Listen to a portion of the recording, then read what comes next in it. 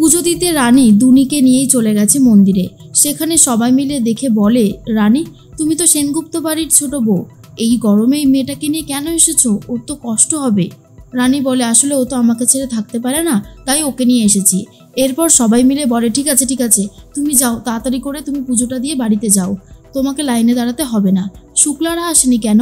রানী বলে, মা আসবে একটু পরে। এর মধ্যেই শুক্লা পুজো দিতে যাবে বলে রেডি হচ্ছে। তখনই শুক্লা ভাবতে থাকে, আজকে রানীটা থাকলে কত ভালো হতো।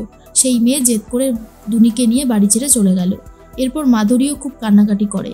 তখন দেবযানী বলে, কি হয়েছে মেজদি ভাই, তুমি যাবে না? চলো আমাদের সাথে। কিন্তু শুক্লা তখন বলে, ও কি করতে যাবে? ওর তো সন্তান নেই, আর ও এই ব্রত রাখতেও পারবে না, তাই ওর যাওয়ার দরকার নেই। ওকে এভাবে অপমান করায় ওর খুব কষ্ট হয়। বিপাশা বলে, থাক না, সমস্ত কথা বলবার কি আছে আমি তো বুঝতে পারি না। এরপর সবাই মিলে রেডি হয়ে বেরিয়ে গেছে, কিন্তু মাধুরীকে নেয়নি শুক্লা। রানীর পুজো দেওয়া হয়ে গেছে, রানী তো বেরিয়ে যায়।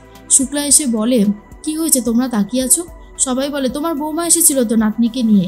সত্যি তোমার নাতনিটাকে দেখতে কি সুন্দর হয়েছে, আর তোমার বৌমা সর্বগুণা সম্পন্ন, খুব ভালো মেয়ে। প্রশংসা শুনতে পেরে শুক্লা যেন আরো বেশি করেই রেগে যায়। পুজো দিয়ে বাড়িতে তো চলে গেছে শুক্লা, আরো বেশি করে রাগ করে। এদিকে দুর্জয় অনিশার সাথে কথা বলতে থাকে। অনিশা বলে, এখনই তোর ফিউচার গড়ে নেওয়ার সময়, তোর যত ইচ্ছা তুই কাজ কর, তার আরও বেশি করে তোকে স্যালারি দেওয়া হবে। এর মধ্যেই রানী লুকিয়ে লুকিয়ে কথা শুনতে থাকে। তখনই শুক্লা বলে, এই রকম ভাবে আর সহ্য হচ্ছে না, ছোট বৌমার বাপের বাড়িতে ফোন করো, ওর বাবাকে সবটা জানাবো। রানী তো তখনই ভয় পেয়ে যায়, কি যে হবে তার কোনো ঠিক ঠিকানা নেই। এরপর দেখা যায় সকাল হতেই পয়লা বৈশাখ উপলক্ষে ঘরটা খুব সুন্দর করে সাজিয়েছে রানী, আর দুনিকে রেখে গেছে। সকাল হতেই শুক্লা ঘুম থেকে উঠে দেখে চারিদিকটা খুব সুন্দর করে সাজানো, খাবার হয়ে গেছে সবার জন্য, আর রয়েছে দুনিকে দেখা মাত্রই প্রচণ্ড খুশি হয়ে গেছে শুক্লা। কিন্তু এই সুযোগে কি রানীকেও মেনে নেবে শুক্লা?